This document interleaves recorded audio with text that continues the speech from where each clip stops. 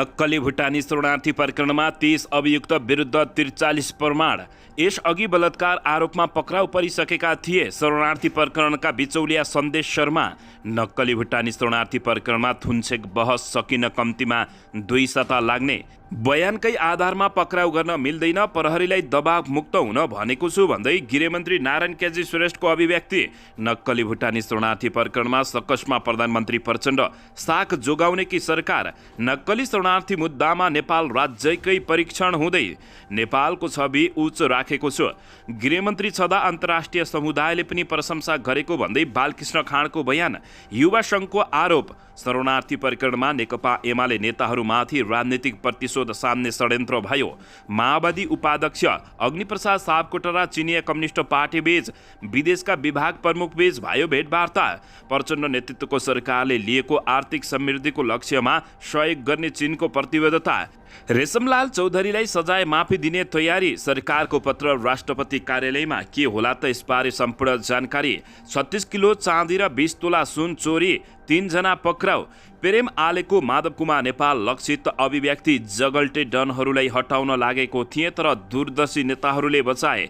प्रचण्डको भारत भ्रमण, इजिपीको प्रतिवेदनदेखि सीमा विवादबारे स्पष्ट पार्नुपर्ने माओवादी केन्द्रका नेताहरूको सुझाव। मान्छेलाई इरिटेट गर्ने पनि सीमा हुन्छ भन्दै रवि लामिछानेले भने। घन्टीलाई बजाउन मात्रै होइन, घन्टीले बजाउन पनि मिल्छ। बालेन्द्र शाह मेयर बनेको 1 वर्ष पुगेको अवसरमा शनिबार काठमाडौँमा विशेष सरसफाइको कार्यक्रम हुँदै राष्ट्रिय स्वतन्त्र पार्टीका पदाधिकारीलाई भेट्यो चिनिया दूतावासको टोलीले। के भयो त कुराकानी, यसबारे सम्पूर्ण जानकारी।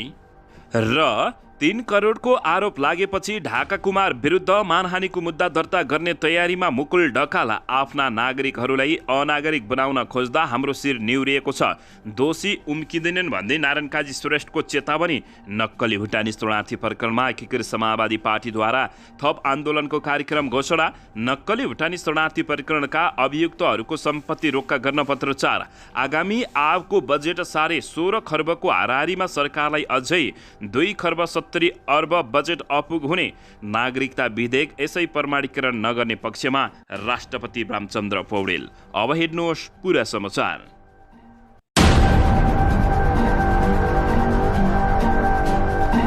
दर्शक महानुभावहरू नमस्कार। नेपाली न्युज टिभीको न्युज बुलेटिन खबरमा यहाँहरूलाई हार्दिक स्वागत छ। सदाझै आज पनि तपाईँहरूमाझ देश तथा विदेशका महत्त्वपूर्ण समाचार अपडेटका साथ उपस्थित भइसकेका छौँ। दर्शक महानुभावहरू, हामीलाई तपाईँहरूले कहाँदेखि हेर्दै हुनुहुन्छ नेपाल भए जिल्ला र ठाउँको नाम लेख्नुहोला। यदि विदेशमा हुनुहुन्छ भने आफू रहेको देशको नाम पनि लेख्न नभुल्नुहोला। र हाम्रो च्यानल नेपाली न्युज टिभीलाई अहिलेसम्म पनि सब्सक्राइब गर्नुभएको छैन भने सब्सक्राइब गर्नुहोला, साथै सँगै रहेको बेल आइकनलाई दबाउन पनि नभुल्नुहोला। आउनुहोस् दर्शक महानुभावहरू, आजको पहिलो तथा विशेष खबरतर्फ लागौँ। दर्शक बिने नेपाली नागरिकहरूलाई नक्कली भुटानी शरणार्थी बनाउने प्रकरणमा पक्राउ परेका 16 जना सहित 30 अभियुक्तहरूमाथि प्रहरीले उनीहरूको संलग्नता खुल्ने 43 वटा प्रमाण फेला पारेको छ। प्रहरीले जिल्ला सरकारी वकिल कार्यालय काठमाडौँमा बुझाएको अनुसन्धान प्रतिवेदनपछि बुधबार जिल्ला अदालत काठमाडौँमा पेश गरिएको अभियोग पत्रमा 30 अभियुक्तका 43 प्रमाण उल्लेख गरेको छ, जसमा प्रहरी समक्ष जायरवालाले बुझाएका फुटेजदेखि बैंक भौचर र चेकसम्म प्रमाणका रूपमा रहेका छन्। यस्तै अभियुक्तको मोबाइलमा भेटिएका म्यासेज, उनीहरूबाट बरामद कागजात र आर्थिक लेनदेनका विषयसम्म प्रमाणका रूपमा भेटिएका छन्। दर्शकबिन, यसैबीचमा नक्कली भुटानी शरणार्थी प्रकरणमा मुछिएकाहरूको आजदेखि अदालतमा बयान सुरु हुने भएको छ। नेपालीलाई नक्कली भुटानी शरणार्थी बनाई अमेरिका पठाउन लागेको अभियोगमा गत चैत 13 गतेदेखि पक्राउ परेकाहरूको आजदेखि अदालती बयान सुरु हुन लागेको हो। सो प्रकरणमा पूर्व उपप्रधानमन्त्री टोपबहादुर रायमाझी, पूर्व गृहमन्त्री बालकृष्ण खाँड, निलम्बित सचिव टेकनारायण पाण्डे, तत्कालीन गृहमन्त्रीका सुरक्षा सल्लाहकार इन्द्रजित राई, नेपाली काङ्ग्रेसका नेता केशव दुलाल, सानु भण्डारी, सन्देश शर्मा लगायतका पक्राउ परेका थिए। गत सोमबार प्रहरीले आफ्नो अनुसन्धानमा पूरा गरी सरकारी वकिलको कार्यालयलाई प्रतिवेदन बुझाएपछि सरकारी वकिलको कार्यालयले बुधबार जिल्ला अदालत काठमाडौँमा 26 करोड भन्दा बढी बिगो माग राखी मुद्दा दर्ता गराएको थियो। जिल्ला सरकारी वकिल कार्यालय काठमाडौँका सहन्यायाधिवक्ता चितमणि नेउपानेका अनुसार नक्कली भुटानी शरणार्थी प्रकरणको बयान थुनछेक बहस सकिनै करिब 2 साता लाग्ने बताएका छन्।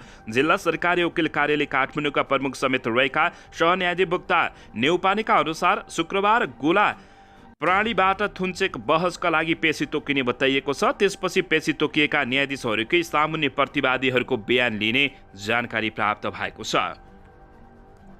दर्शकबिन, नेकपा एमाले निकट युवा सङ्घले आरोप लगाउँदै शरणार्थी प्रकरणमा नेकपा एमाले नेतामाथि राजनीतिक प्रतिशोध सार्ने षड्यन्त्र भएको भन्दै बचाउ गर्न थालेका छन्। नेकपा एमाले निकट राष्ट्रिय युवा सङ्घले उपप्रधान तथा गृहमन्त्री नारायण काजी श्रेष्ठलाई भेटेर नक्कल भुटानी शरणार्थी प्रकरणमा नेकपा एमालेका नेताहरूमाथि प्रतिशोध सार्न खोजेको आरोप लगाएका छन्। सो प्रकरणको सत्य तथ्य छानबिन गर्न माग गर्दै युवा सङ्घको केन्द्रीय कमिटीले बुझाएको ज्ञापन पत्रका नेकपा एमाले नेता र का प्रमुख आयुक्तमाथि प्रतिशोध सार्न खोजेको उल्लेख गर्दै बचाउ गरेका हुन्। विज्ञप्तिमा भनिएको छ, अभियुक्तहरूले प्रहरी हिरासतमा दिएको बयानलाई नै प्रभावित हुने गरी कतिपय उच्च प्रहरी अधिकारी र प्रशासनिक अधिकारीहरूको समेत योजनामा कतिपय अभियुक्तहरूको थप बयान लिएर नेकपा एमालेहरूका नेताहरू, अख्तियारका प्रमुख आयुक्त समेत आरोप लगाउने, बदनाम गराउने र सोही बयानलाई आधार बनाएर कानुनी कारबाही गर्ने राजनीतिक प्रतिशोध लिने तहसम्मको षड्यन्त्र भएको महसुस भएको नेकपा एमालेका युवा नेताहरूले बताएका हुन्। अनुसन्धानको क्रममा घटनाको प्रारम्भ प्रतिवेदन परिवर्तन गर्ने क्रममा संलग्न र मानव तस्करीमा संलग्न व्यक्तिहरूभन्दा पनि राजनीतिक उद्देश्यले अनुसन्धानलाई तोडमोड गर्ने गराउने कार्य भएको कुरा अभियोग पत्र अध्ययन गर्दा स्पष्ट भएको गृहमन्त्रीलाई बुझाइएको पत्रमा उल्लेख गर्दै नेकपा एमालेका युवा नेताहरूले पनि नेकपा एमालेका भ्रष्टाचारी नेताहरूलाई बचाउमा उत्रिएका छन्। दर्शकबिन, यता भने आफ्ना नागरिकहरूलाई अनागरिक बनाउन खोज्दा हाम्रो शिर निहुरिएको छ, दोषी कोही पनि नउम्किने गृहमन्त्री नारायण काजी श्रेष्ठले जवाब दिएका छन्। उपप्रधान तथा गृहमन्त्री नारायण काजी श्रेष्ठले आफ्नै नागरिकहरूलाई अनागरिक बनाउने धन्दामा राज्यकै निकायमा रहेकाको संलग्नता देखिनुले सबैको शिर निहुरिएको बताएका छन्। बिहिबार मन्त्रालयमा नेकपा एमाले निकट राष्ट्रिय युवा सङ्घको ज्ञापन पत्र बुझ्दै नक्कली भुटानी शरणार्थी प्रकरणलाई निष्कर्षमा पुर्याइ छाड्ने बताएका हुन्। आफ्नै देशको नागरिकलाई अनागरिक बनाएर अर्काको देशको शरणार्थी बनाएर विदेश पठाउने योजना बनाएर सम्पत्ति आर्जन गर्ने धन्दा भयो, यसमा हामी लज्जित छौँ बताएका छन्। राज्यकै निकायमा भएको मानिसहरूबाट नै यो प्रकारको काम भयो भनेर अनुसन्धानको प्रक्रियालाई अगाडि बढाएर अहिले मुद्दा अदालतमा पेश गरिसकेका छौँ। उनले भने उनले अनुसन्धानमा कुनै प्रकारको दबाव प्रभाव नहोस् वा अवांछित प्रभावबाट मुक्त होस् भन्ने प्रहरीलाई निर्देशन दिएको पनि बताएका छन्। आर्थिक र अरू प्रकारका चलखेल हुने गरेको भनेर त्यो सुनिन्छ, त्यसबाट मुक्त होस् भनेको छु। स्वतन्त्र निष्पक्ष भएर छानबिन अविलम्ब गर्नु र अगाडि बढाउने र त्यसलाई निष्कर्षमा पुर्याउने अठोट छ, नारायण काजी श्रेष्ठले भनेका छन्। आशंकाको आधारमा राजनीतिक वा मनोगत पूर्वाग्रहका आधारमा कोही निर्दोष फस्ने वा सार्वजनिक प्रतिष्ठामा आँच पुर्याउने काम नहोस् भनेर भनेको पनि उनले बताएका छन्। उनले 30 जनामाथि मुद्दा चलाउँदैमा अनुसन्धान नसकिने बताउँदै भने अनुसन्धान पनि भइरहेकाले केही निर्दोष फस्ने र दोषी उम्कने आशंका व्यक्त नगर्न समेत आग्रह गरेका छन्। दर्शकबिन, यसैबीच नक्कली भुटानी शरणार्थी प्रकरणका अभियुक्तहरूको सम्पत्ति पनि रोक्न पत्रचार गरिएको छ। नक्कली भुटानी शरणार्थी प्रकरणका अभियुक्तहरूको सम्पत्ति रोक्का हुने भएको छ। प्रतिवादी बनाइएकाहरूको सम्पत्ति रोक्का हुनुपर्ने माग गर्दै जिल्ला सरकारी वकिल कार्यालय काठमाडौँले जिल्ला अदालत काठमाडौँमा मुद्दा दर्ता गरेको छ। उनीहरूको नाममा भएको बैंक, वित्तीय संस्थामा भएका सम्पत्ति, सेयरहरू लगायत सम्पूर्ण सम्पत्ति रोक्काका लागि सम्बन्धित निकायहरूमा समेत पत्रचार गरिएको अभियोग पत्रमा उल्लेख गरिएको छ। सम्बन्धित निकाय तथा कार्यालयहरूबाट पत्रको जवाब भने आइनसकेको बताइएको छ। 30 जनालाई प्रतिवादी बनाउँदै बुधबार मुद्दा दर्ता गरिएको छ। उनीहरूमध्ये 16 जना पक्राउ परेका छन् भने बाँकी 16 जनालाई फरार प्रतिवादी बनाइएको छ। 30 जनालाई ठगी सङ्गठित गरी कीर्ति राज्य विरुद्धको अपराध र एकीकृत कसुरको मुद्दामा पनि प्रतिवादी बनाइएको सरकारी वकिलको कार्यालयले जानकारी दिएको हो।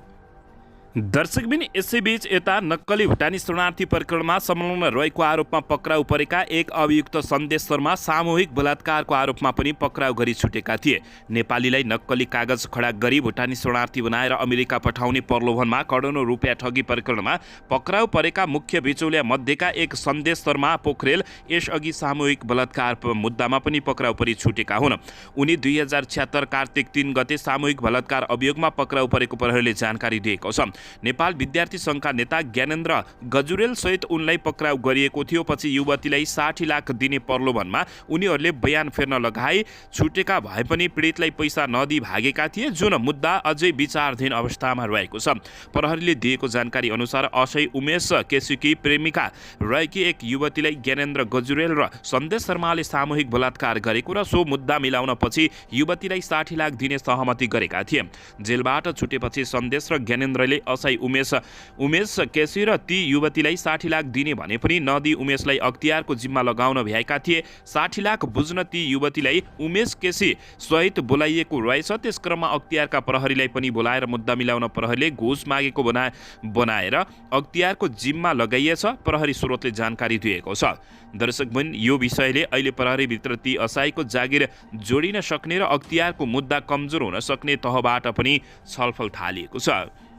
दर्शकबिनी, यता भने नक्कली भुटानी शरणार्थी प्रकरणमा प्रधानमन्त्री प्रचण्ड सकसमा छन्। अब साख जोगाउने कि सरकार जोगाउने भन्ने हम्मी उनलाई पर्न थालेको छ।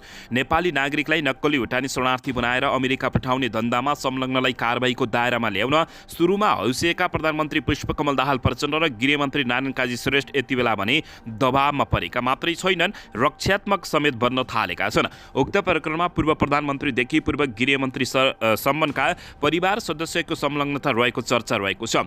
एकातिर उक्त प्रकरणमा नाम मुछिएका सबैलाई कानुनी दायरामा ल्याउनुपर्ने जनदबाव भने छ भने अर्कोतर्फ आफू नेतृत्वको सरकारलाई समर्थन गरेका पार्टीका नेतालाई कारबाहीको दायरामा ल्याउँदा सरकार नै धरापमा पर्ने जोखिमका कारण प्रधानमन्त्री प्रचण्ड अन्यलमा परेका छन्।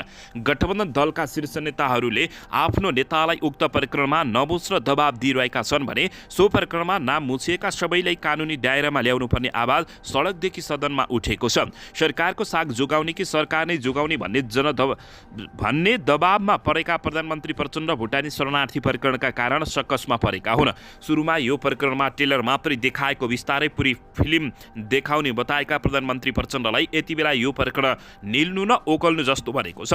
यो प्रकरणमा संलग्न सबैलाई कानुनी दायरामा ल्याउँदा लडाकु शिविर लगायत आफू विरुद्ध आरोप लागेका विषयका फाइल पनि खोल्नुपर्ने र सरकार नै ढल्न सक्ने जस्ता चुनौती प्रचण्ड सामु रहेका छन्। तर अहिले परिस्थिति कस्तो बनिसकेको छ भने यो प्रकरण सतहमा आइसकेको कारण समसुम पार्न सकिने अवस्था छैन। प्रतिपक्षी दलका नेताहरूले पनि प्रधानमन्त्री प्रचण्ड स्वयंलाई आरोप लागेको लडाकु शिविर घोटालाको छानबिन हुनुपर्ने, फौजदारी सम्बन्धी मुद्दालाई किनारा लगाउनुपर्ने जस्ता आवाज उठ्न थालेपछि प्रचण्ड चेपुवामा परेका हुन्।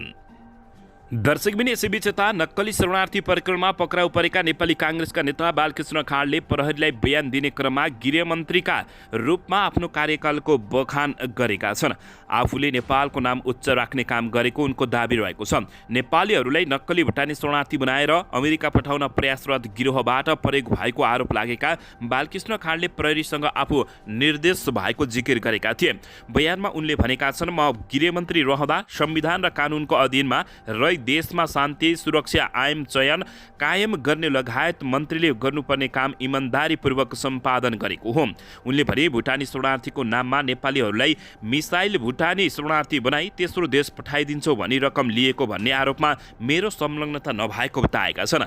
म गृहमन्त्री भएपछि देशमा शान्ति सुव्यवस्था र आइम चयनका लागि गृह मन्त्रालयका उच्च पदाधिकारी र जिम्मेवार अधिकारीहरूलाई निर्देशन दिँदै आएको सर्वविदित छ उनले भनेका छन्। यसै सन्दर्भमा भुटानी वा तिब्बती शरणार्थीहरूले कुनै अविन्छनीय गतिविधि नगरून् भनी त्यसका लागि पनि निर्देशन दिँदै आएको हुँ बालकृष्ण खाँडले बताएका हुन्।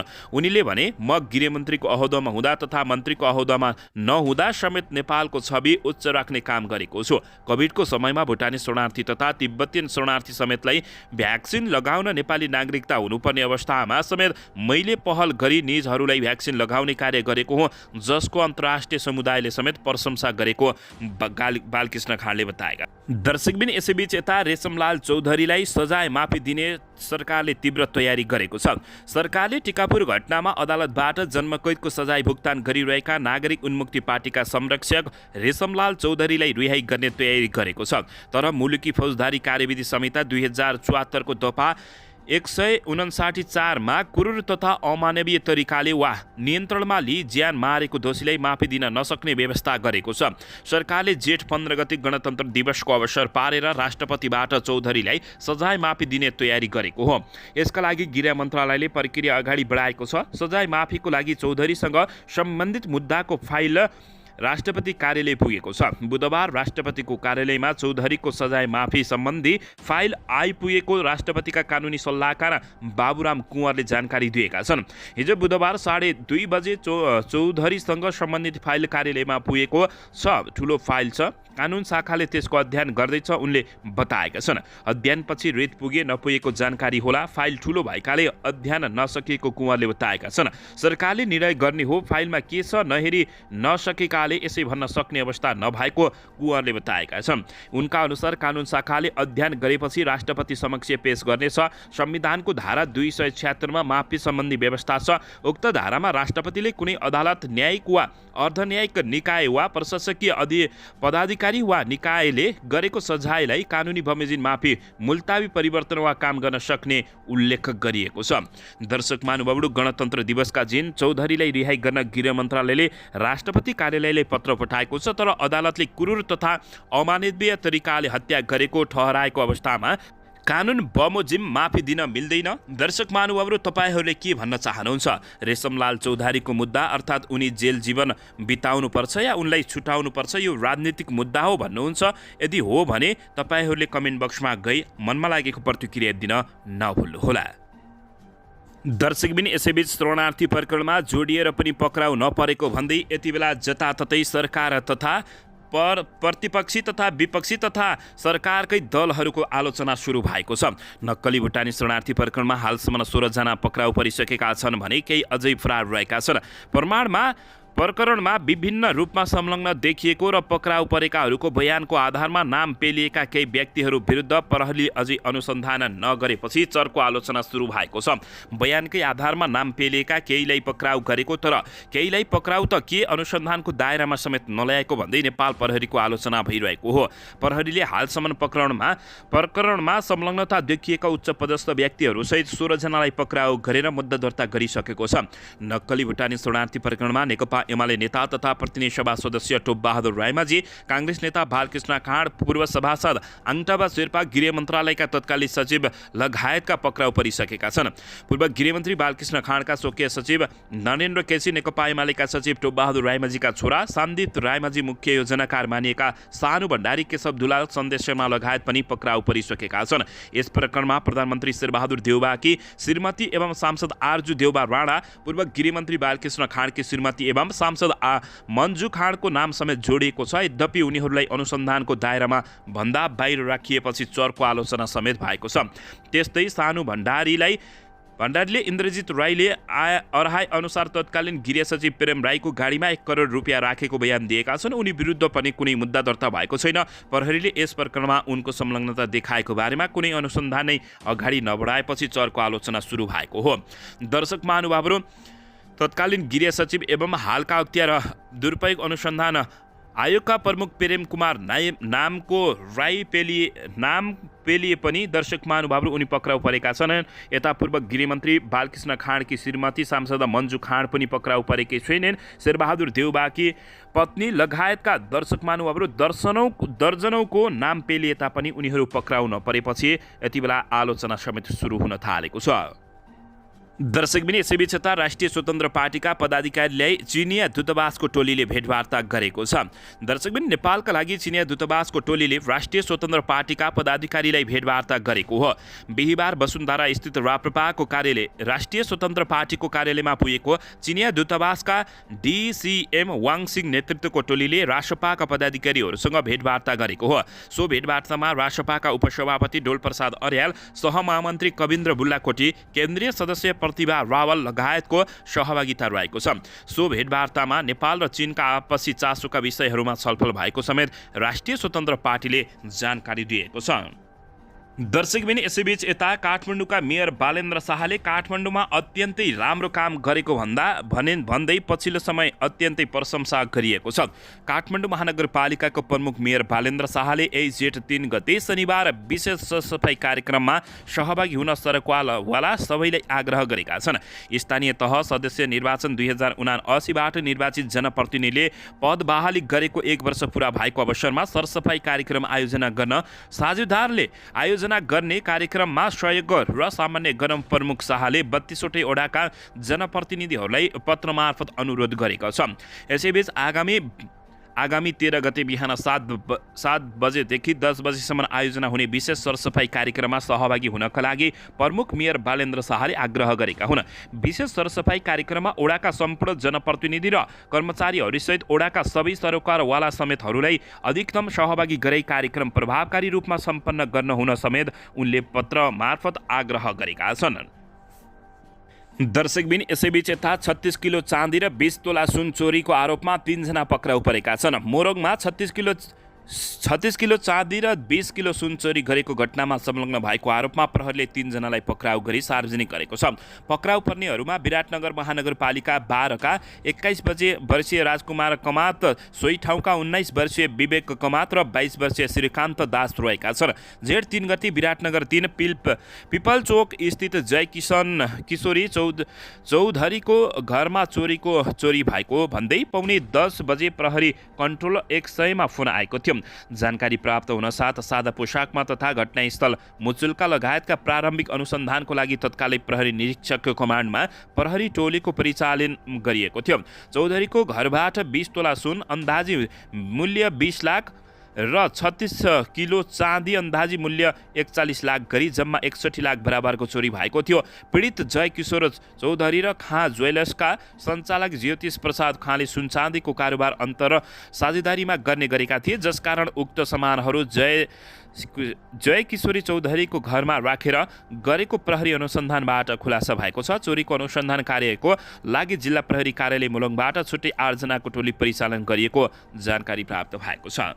दर्शकबिन यसैबीच यता प्रचण्ड नेतृत्वको सरकारले लिएको आर्थिक समृद्धिको लक्ष्यमा सहयोग गर्ने चीनले प्रतिबद्धता जनाएको छ। चीनले प्रचण्ड नेतृत्वको वर्तमान सरकारले लिएको आर्थिक विकास र समृद्धिको लक्ष्यमा निरन्तर सहयोग गर्ने प्रतिबद्धता जनाएको हो। नेकपा माओवादी केन्द्रका उपाध्यक्ष एवं निवर्तमान सभामुख अग्निप्रसाद सापकोटासँगको भेटवार्तामा चिनिया कम्युनिस्ट पार्टीका विदेश विभाग प्रमुख लिउ च्यान छाओले यस्तो प्रतिबद्धता जनाएका हुन्। चीनमा भएको भेटवार्ताका क्रममा उपाध्यक्ष सापकोटाले चीन नेपालको छिमेकी मात्र नभएर विकास साझेदार समेत भएको चर्चा गर्दै नेपालको आर्थिक सामाजिक विकासमा पुर्याएको सहयोगका लागि चीनलाई धन्यवाद दिएका छन्। उनले आगामी दिनमा पनि चीनले सहयोग जारी राख्ने विश्वास व्यक्त गरेका हुन्। यसैबीच सो क्रममा दुई देश र दुई पार्टीको सम्बन्धको विषयमा पनि छलफल भएको बताइएको छ। यही जेठ 5 गतेदेखि 20 सदस्यीय सापकोटाको नेतृत्वको पार्टी प्रतिनिधिमण्डल चीन प्रस्थान गरेको थियो। सुरुमा ल्हासा र मन्सवरको भ्रमण एवं अवलोकन गरेको सापकोटा नेतृत्वको टोली अहिले राजधानी बेइजिङमा रहेको छ। दर्शकबिन यसैबीच यता प्रचण्डको भारत भ्रमण इजिपीको प्रतिवेदनदेखि सीमा विवादबारे स्पष्ट पार्नुपर्ने माओवादी केन्द्रका नेताहरूले सुझाव दिएका छन्। प्रधानमन्त्री पुष्पकमल दाहाल प्रचण्ड 17 जेठदेखि भारत भ्रमणमा जाने तयारीमा छन्। प्रधानमन्त्री बनेपछिको प्रचण्डको यो पहिलो विदेश भ्रमण हो भने यद्यपि उनको भ्रमणबारे औपचारिक मिति तय भइसकेको छैन। तर बिहिबार दिल्ली स्थित नेपाली दूतावास डाक्टर शङ्कर शर्माले यसै सन्दर्भमा भारतीय विदेश मन्त्री एस जयशङ्करलाई भेटवार्ता गरेका छन्। प्रधानमन्त्रीले भारत भ्रमण दुवै देशका लागि ऐतिहासिक बन्ने बताएका छन्। भारतसँग खुल्ला सीमा, आर्थिक, राजनीतिक, सामाजिक, जनताबीचको सम्बन्धको दृष्टिकोणले सम्बन्ध विशिष्ट रहेको उनले उल्लेख गरेका छन्। प्रचण्डको आसन्न भारत भ्रमणबारे सत्तारूढ दल गठबन्धन माओवादी केन्द्रले पनि सुझाव दिनका लागि पहिलो चरणमा पदाधिकारी छलफल गरेको छ। पदाधिकारी बैठकले केही सुझावहरू प्रधानमन्त्रीलाई बुझाउने गरी तयारी गरेको माओवादी कार्यदल सचिव डोलप्रसाद उपाध्यायले जानकारी दिएका छन्। नेपाल तर्फबाट राख्नुपर्ने एजेन्डाहरूमा छलफल भएको छ। अस्पष्ट भएका विषयबारे क्लियर हुनुपर्ने, सीमा विवादबारे स्पष्ट कुरा गरेर आउनुपर्ने सुझाव छन्। नेपाल भारत सम्बन्धमा पुरानो हो, तर दुवै देशका सरकारबीच पनि सम्बन्ध राम्रो छ भन्ने वातावरण बनाउने